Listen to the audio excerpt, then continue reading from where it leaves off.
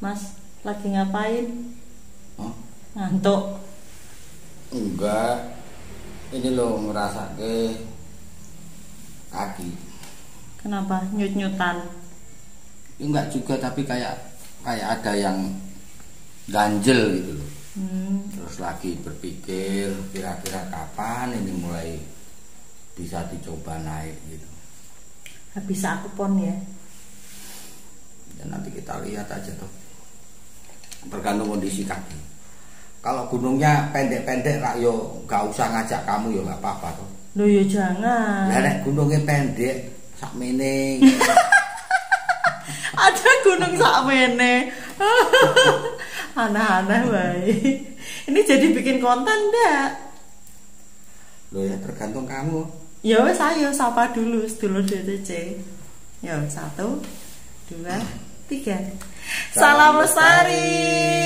Halo lor, kembali lagi di Dia Temblak Channel. Masih bersama saya Dia dan Mas Bojo, Mas Alex Puji Winarto. Mas, mau nanya nih, kenapa sekarang YouTuber itu sukanya mengangkat cerita tentang hantu yang mistis-mistis gitu? Nek menurut jenengan kenapa sih? Ya karena selera. Ya kayak kamu sendiri kan awal-awal kan kamu nggak ini toh, nggak bikin konten magis, nggak bikin konten mistis. Kalau nggak salah kamu bikin kontennya kan pertama kan tentang bela diri toh. Iya. Tapi nggak ada yang nonton. Ternyata orang lebih menyukai konten yang berbau mistis. Barangkali salah satu sebabnya itu karena secara alamiah manusia itu punya keingintahuan gitu. Sedangkan gaib itu kan sesuatu yang tertutupi tabir. Gitu. Nah sekarang kamu pikir laki-laki itu lebih suka melihat wanita itu telanjang bulat atau ditutupin? Iya ditutupin karena lebih itu lebih bikin penasaran gitu ya. Itu bikin penasaran. Jadi sesuatu yang tertutup itu selalu bikin penasaran. Ada apa di balik ini? Tapi kalau dibuka biak, orang jadi telanjang lalu yang lihat itu akan otomatis berpikir tentang mencari kekurangannya. Oh ini kurang begini, kurang begini. Tapi kalau ditutup ini kan imajinasi yang bekerja. Mungkin di dalamnya begini, mungkin begini. Sama dengan mistis itu. Mungkin yang namanya hantu itu adalah begini dan sebagainya. Gitu. Jadi alamiahnya orang itu suka ingin tahu hal yang ditutupi. Mas, berarti konten-konten tentang hantu mistis gitu nggak semuanya bener ya? Kenapa kamu bisa menyimpulkan seperti itu? Kalau orang berpikir bahwa YouTube adalah satu industri dagang, katakan begitu ya, menjual satu cerita, menjual satu sensasi, ya bisa saja. Toh nggak ada larangannya gitu. Kecuali kalau hoax ini kemudian merugikan orang lain, menjadi prank kan gitu. Kalau prank ini beda lagi, prank ini sudah ada pasalnya gitu. Jadi kalau kamu di YouTube kamu bisa saja menampilkan sesuatu yang fiktif selama tidak melanggar ITE gitu. Tapi sebaiknya itu dicantumkan ini fiksi atau real gitu loh ya. Gitu. Nah tentang kegaiban pun saya kira begitu, karena gimana ya. Jadi begini, jin itu setahu saya itu punya beberapa kebutuhan, sama seperti manusia kayak kamu ya. Kamu butuh makan, tapi kan kamu juga butuh eksistensi. Kamu juga butuh diakui, kamu juga butuh dikenal. Nah mereka pun begitu. Jin ini punya beberapa kebutuhan, termasuk kalau mereka bisa bikin takut manusia, itu seneng. Jadi kalau konten ini kemudian menyebarkan ketakutan bahwa naik gunung itu adalah angker, gunung A itu sakral dan sebagainya, oh mereka seneng. Jadi tujuan mereka tercapai, begitu. Itu yang kita wajib hati-hati. Padahal coba kamu tanya pendaki senior itu, ada berapa banyak yang bilang gunung A itu sangatlah angker. Katakan Gunung Sindoro itu punya muatan gaib tidak? Iya pasti punya, oh, namanya juga alam ya. Jangankan alam, di rumah kita ini pun kan ada muatan-muatan seperti itu. Tapi kan ini tidak perlu terlalu dilebihkan gitu loh, pada porsinya saja. Supaya apa? Supaya kita tidak memberi keuntungan pada dunia mereka. Dan ketakutan itu justru bisa menjadi pintu masuk bagi mereka. Nah yang lebih berbahaya itu kan sebenarnya interaksi. Kalau sampai terjadi interaksi, mengingat mereka ini sebagian besar, bukan semuanya, sebagian besar jin itu adalah golongan penipu. Nah ini yang berbahaya gitu. Berarti ada kecenderungan banyak yang bisa melihat hantu ya? Nah ini kalau ini perlu dibahas.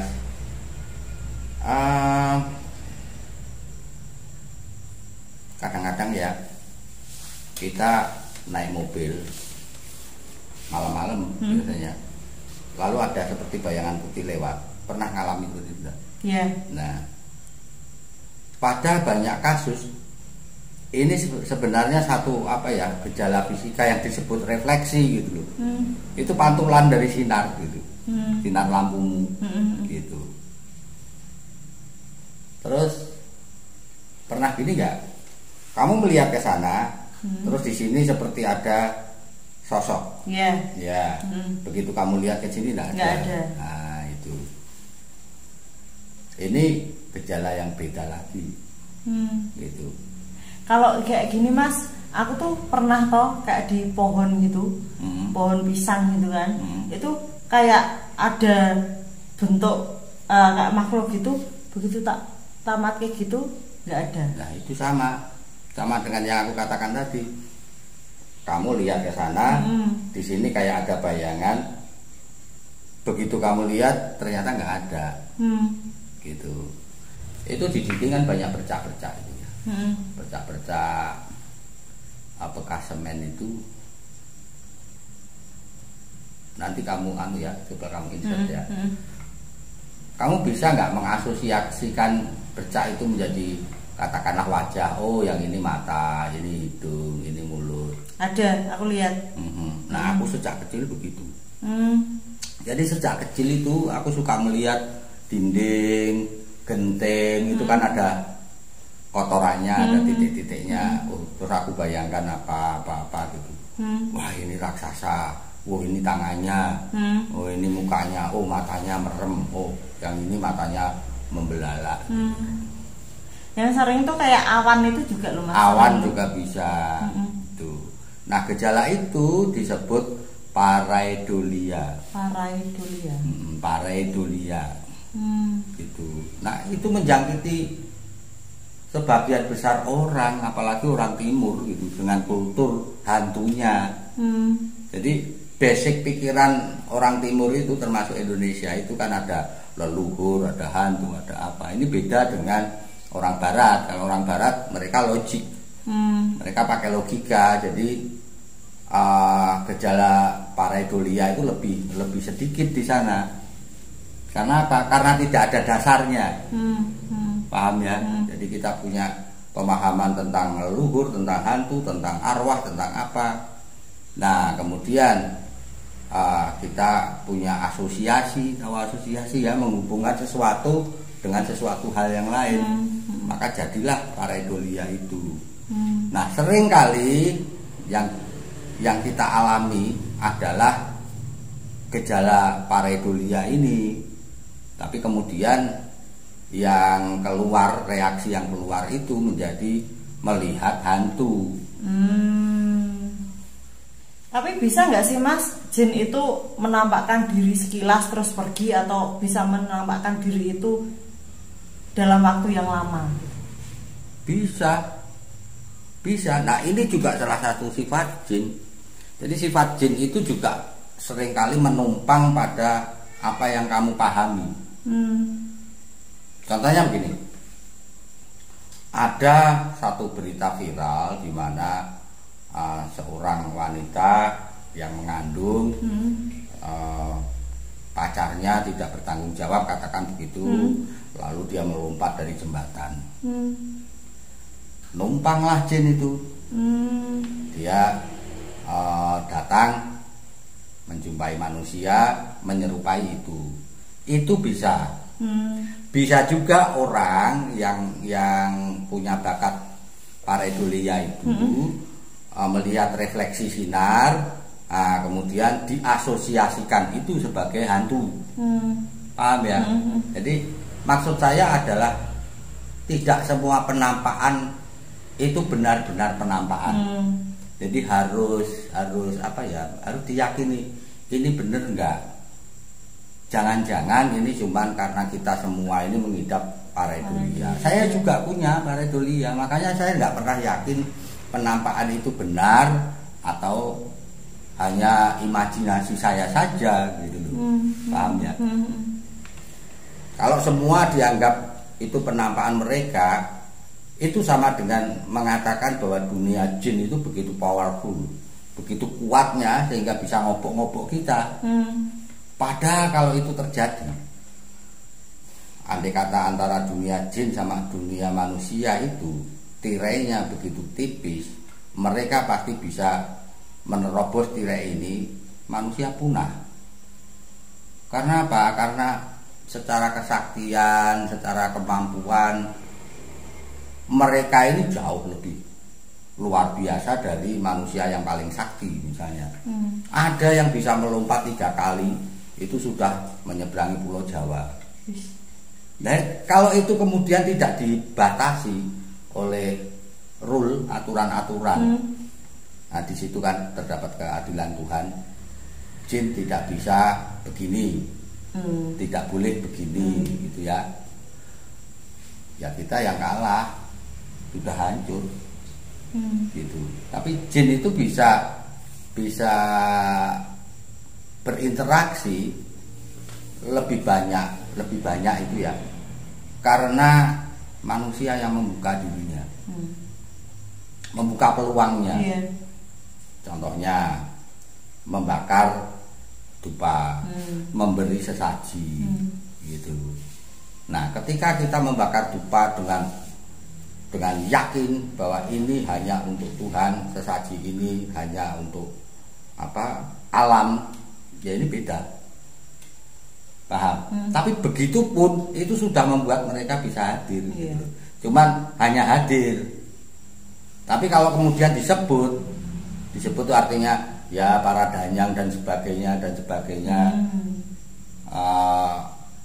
para yang tidak kelihatan supaya aku ini didoakan, itu sudah dibuka berarti pintunya. Mereka diberi kesempatan karena memang terima undangan. Paham maksudnya ya? Jadi kenapa ada aliran-aliran agama yang begitu saklek melarang adanya ubo rampe yang diberikan kepada dalam tanda petik alam, unsur-unsur alam selain Tuhan. Ya mungkin karena itu. Sama dengan kamu bilang kalau belum makan kamu tidak boleh jajan. Udah begitu aja. Ngomong begitu aja sama anak. Supaya apa? Supaya anak itu tidak mendapatkan kenyangnya dari jajan. Jadi ada yang sebenarnya lebih dalam dari itu. Sama ketika ada ulama-ulama yang mengatakan itu kayak begitu itu berarti nggak baik ya, karena ada sisi negatifnya. Setahu saya sisi negatifnya adalah supaya tidak terjadi interaksi yang lebih jauh, karena mereka ini penggoda. Nanti kalau ya para ini danyang-danyang yang ada di sekitar ini doakanlah supaya saya sukses dan sebagainya, itu bisa aja disusul mimpi. Susul mimpi datang seseorang karena mereka bisa menyerupai itu. Piye nek kowe tak gawe ngene, ning syaratnya begini. Nah, ini sudah lebih bahaya gitu loh, paham ya? Gitu. Banyak juga ya yang membunuh anaknya atau apa gitu. Iya. Karena tawaran ilmu lah apa itu kerjaan jin. Nah, siapa yang memulai? Bukan, nggak mungkin itu jinnya langsung datang, tidak mungkin. Dia pasti mulai dari tirakat. Tirakat di kuburan atau di tempat yang dia anggap angker, kemudian menyampaikan bahwa aku pengen bisa begini. Nah, ini pintunya dibuka. Nah, dia sendiri yang ngomong kok, maka jinnya datang. Nah, seperti itu. Mas, kan aku nggak begitu bisa lihat hantu. Syukurlah gitu ya. Tapi misalnya begini, aku itu punya penyakit, bukan penyakit ya, apa sih, pareidolia itu loh. Beberapa orang menyebut pareidolia ini sebagai apa ya, kelainan atau sebagai penyakit mungkin ya. Tapi kalau aku enggak, aku lebih suka menyebut pareidolia ini sebuah kecenderungan. Sebab kalau menurutku, kalau setiap manusia dianalisa pakai kriteria penyakit jiwa itu kan banyak sekali jenisnya. Pasti akan ketemu bahwa setiap orang itu punya penyakit jiwa. Bentuknya yang beda-beda. Jadi ini kecenderungan, bukan penyakit. Ya, maksudnya gini, aku kan nggak begitu bisa lihat hantu, gitu kan. Nah, aku misalnya punya kecenderungan pareidolia itu. Nah, bisa nggak sih dengan seringnya aku kayak melihat sesuatu yang bukan hantu itu jadi kayak hantu gitu, itu bisa nggak suatu saat itu aku bisa melihat hantu beneran? Bisa. Karena aku bilang jin itu akan mendompleng pada pengetahuanmu. Gitu. Dan pareidolia ini kalau kamu apa ya, sangat terbawa meyakininya, wah iya ini apa, wah itu muka-muka seram itu. Nanti lihat kulit pohon yang apa namanya pecah-pecah itu. Nah, ini juga membentuk sosok tertentu misalnya ya. Kalau kamu sangat percaya seperti itu, suatu ketika bisa melihat beneran. Gitu. Karena mereka menumpang gitu. Kira-kira yang terjadi, loh, lah ini kok tak kedep kayak gitu kok nggak berubah. Nah, kemudian dia misalnya ketawa. Itu udahlah, aku hafal sama jin itu. Mereka suka masuk dari pintu yang kita buka sendiri. Oh gitu. Berarti kalau misalnya melihat kayak gitu udah langsung, oh enggak, itu cuman halusinasi atau apa gitu. Ya tergantung kamu. Kamu pengen jadi bisa berkembang menjadi melihat hantu apa? Sudahlah, cukup ini aku menganggapnya satu fenomena psikologis biasa. Tergantung kamunya. Gitu. Soalnya sering banget Mas, kalau di rumah gitu juga, misalnya aku di sini tuh kayak ada yang ngelihat di sana, tak tamatin gitu, ternyata enggak. Terus kayak gini nanti ada tak liatin gitu. Nah, itu juga pintu. Jadi suatu ketika begini kamu lihat, kamu ke sana, tuh Mas, lihat ada makin dekat gitu. Itu pintu gitu loh. Enggak mau. Takut. Jadi ini kan jadi jalan karena gini loh, butuh pembenaran ketika jin itu melangkah ke dimensi kita.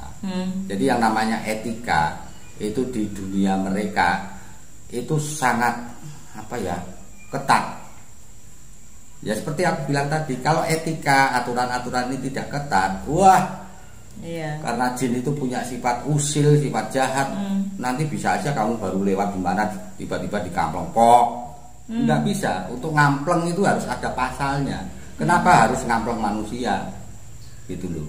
Dan yang menjaga itu bukan hanya dari kalangan kita atau kalangan malaikat. Kalangan mereka sendiri itu ada. Jadi mereka punya strata itu loh. Strata sing paling embek, paling bawah itu ya yang usil-usil, gumbal-gumbal itu. Tapi mereka punya petinggi-petinggi yang menjaga itu. Itu setahu saya. Mas, kalau kayak gini Mas, aku kan sering ya, misalnya pas pulang gitu, itu kan malam, lewatnya kan kayak hutan-hutan jati itu. Nah itu tuh aku berasa kayak ada yang di belakang, tapi tak lihat di kaca itu nggak ada. Tapi baunya itu nggak enak gitu Mas. Maksudnya nggak enak? Ya maksudnya kayak bau bangkai gitu loh. Tapi tak lihat di kaca mobil itu nggak ada gitu loh. Tapi rasanya. Kamu berharap ada? Mau enggak? Lah itu apa kayak gitu tuh juga termasuk pareidolia? Bukan. Oh beda? Bukan, gitu loh.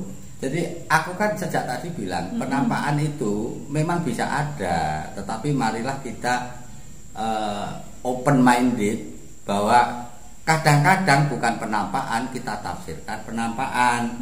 Nah salah satu gejalanya dalam psikologi itu disebut pareidolia.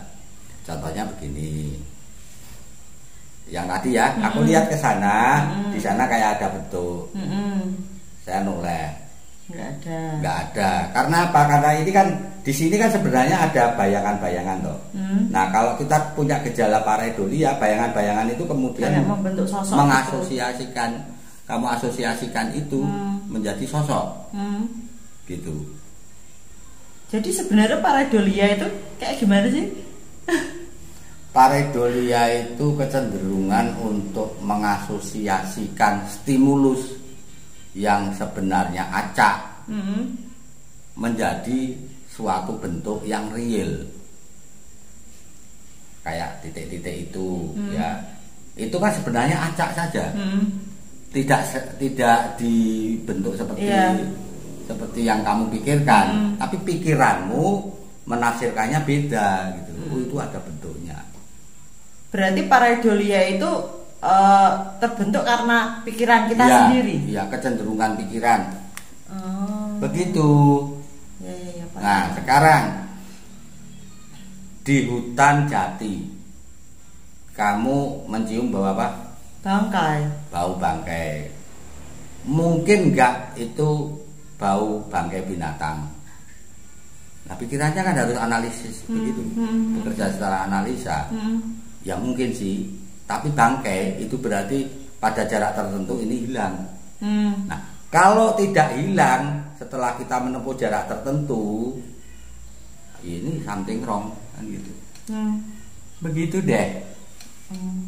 Soalnya dulu juga pernah Mas, habis Mbah meninggal itu kan, terus pas pulang itu kan juga di belakang itu kan ada bau bangkai juga gitu loh. Jadi kayak pikiranku apa Mbah ikut ya gitu. Mas, kecenderungan pareidolia itu perlu dihilangkan apa enggak? Ya menurutku perlu. Karena kalau tidak maka kita, yaitu tadi, kita membuka pintu bagi mereka dan kita seperti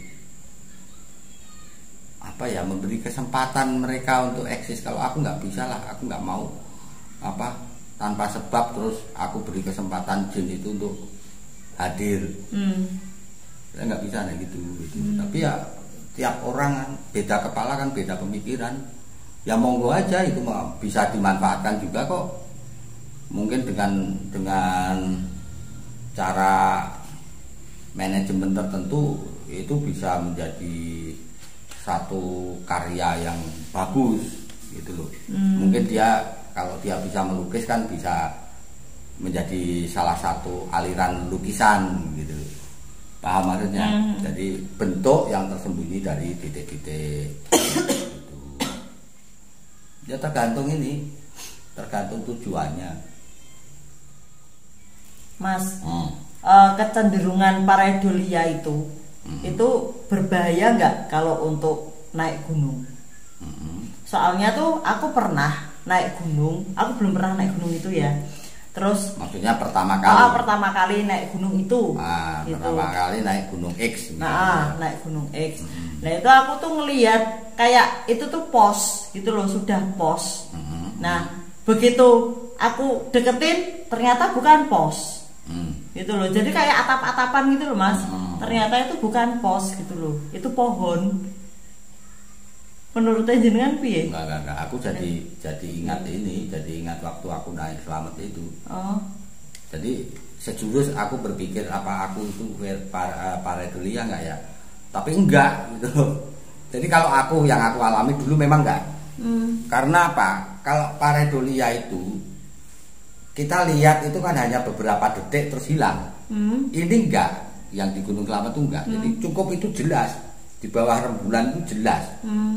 Cukupnya itu ya. Begitu hilangnya kan saya melangkah dulu mendekat. Ini tetap. Kalau pareidolia begitu kamu tamatke, kamu lihat lagi itu hilang kan.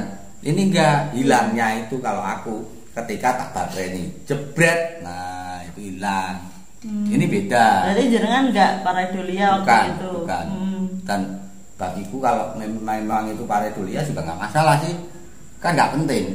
Penampakan 2 cungkup itu sebenarnya bukan sesuatu yang penting. Yang penting adalah bahwa 3 orang mendaki, 2 orang mengalami musibah kan itu. Gitu. Jadi aku nggak butuh sensasi untuk wah aku itu sebenarnya bukan. Gitu. Nggak penting. Nah, kembali ke pertanyaanmu tadi, pareidolia itu bisa bahaya apa enggak ya? Mungkin ya. Ini yang harus jawab harusnya psikolog ini. Kalau pareidolia ini begitu kuatnya sehingga dia dalam beberapa detik gambaran itu tidak bisa hilang dan dia meyakini padahal itu adalah sebenarnya asosiasi terhadap daun atau ranting dan sebagainya, dia anggap itu sebagai gubuk atau pos, dia melangkah padahal sebenarnya di depannya itu jurang ya bahaya gitu. Paham maksudnya? Mungkin kalau yang kena pareidolianya ini kronis karena dia terlalu percaya bahwa penampakan itu adalah real. Pareidolianya itu gejala pareidolia itu dia nggak tahu, dia selalu meyakini bahwa yang dilihat adalah kebenaran, ya mungkin bisa berbahaya ya gitu. Salah satunya kalau ternyata yang dia lihat sebagai sesuatu yang real itu hanya imajinasinya, sedangkan di depannya itu sesuatu yang berbahaya. Bisa juga terinjak ular, bisa saja itu jurang atau apa bisa. Berarti itu pentingnya ini ya, ada teman. Ya. Kadang kan kalau mendaki kan, itu posnya gitu kan.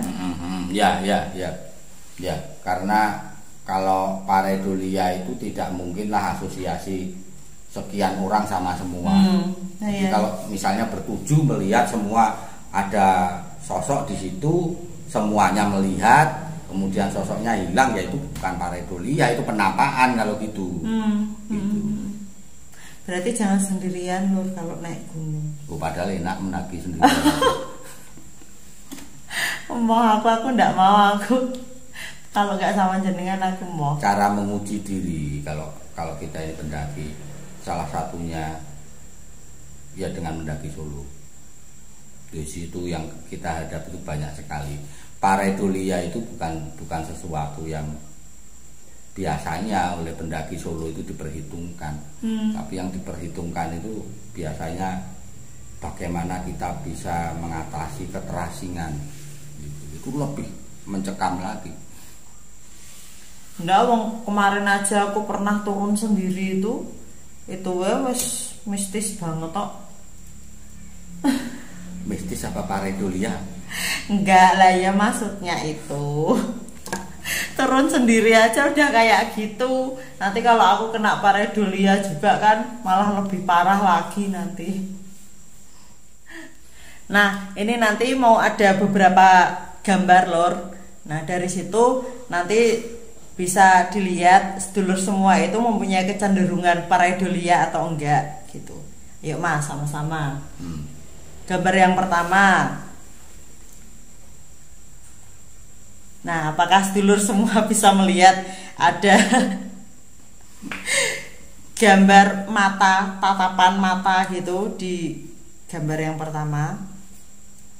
Oke, lanjut gambar yang kedua.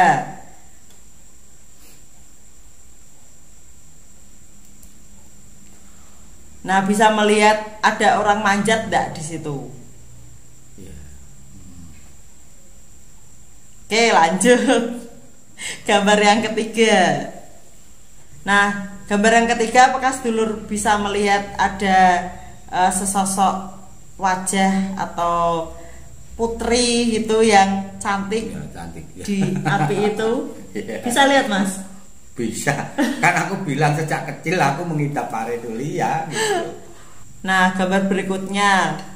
Di sepatu itu apakah sedulur semua itu bisa melihat ada kayak wajah serem itu di situ? Ya, wajah yang bengis ya, seperti monster. Jadi takut pakai sepatu. Kalau kayak gitu. Oke, yang terakhir ya Mas ya. Nah, gambar yang terakhir. Apakah sedulur semua bisa melihat ada sesosok monster di asap itu? Dan itu sering terjadi. Kadang-kadang asap letusan Merapi itu diasosiasikan sama bentuk tertentu, awan. Nah, kalau sedulur semua bisa melihat adanya kayak penampakan gitu ya di gambar-gambar tadi, berarti sedulur semua mempunyai kecenderungan pareidolia. Kayak saya. Kayak saya. Ya, itu tadi lor sedikit pengetahuan tentang pareidolia. Jadi segala sesuatu yang bisa diasosiasikan sebagai bentuk tertentu itu belum tentu benar adanya. Gitu ya Mas. Apa yang diyakini sebagai satu penampakan itu seringkali hanya sebuah asosiasi pikiran aja. Artinya sekian persen dari apa yang kita yakini sebagai penampakan sebenarnya bisa dijelaskan secara ilmiah. Ya, itu gejala psikologis gitu. Semoga bermanfaat video kali ini. Terima kasih sudah menyaksikan Diah Tomblok Channel.